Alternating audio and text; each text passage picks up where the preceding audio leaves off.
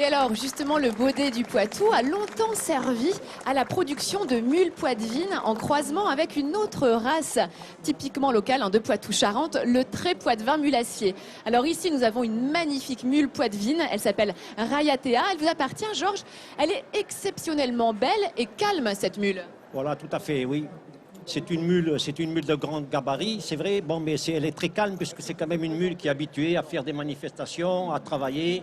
Et c'est une mule qui a donc gagné le championnat de France de traction en 2014, qui a permis de venir ici concourir au concours général.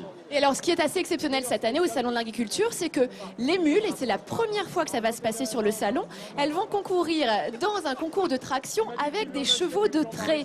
Et c'est une première, donc c'est pour vous dire les énormes capacités de ces chevaux. C'est pour ça, de toute façon, qu'il y avait une énorme production mulassière, on appelait cela comme ça à l'époque, pour toutes les capacités de traction, mais également de caractère assez facile, de docilité de cette race. Alors, cette mule, elle s'appelle Rayatea, et alors ça signifie, c'est le nom d'une île à Tahiti. Alors justement, regardez, j'ai un invité de marque, car ce monsieur est justement tahitien.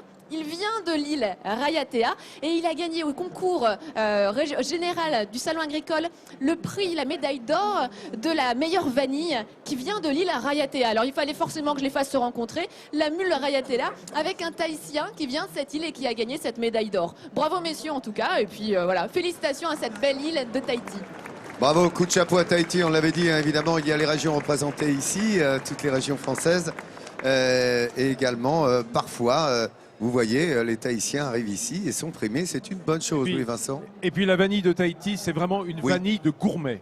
Oui. Il y a la Bourbon, je crois, c'est-à-dire la Réunion et la Tahiti, hein, c'est ça. Alors, il y a l'océan Indien et puis Tahiti, le Pacifique, ce sont deux vanilles différentes, mais vraiment exceptionnelles.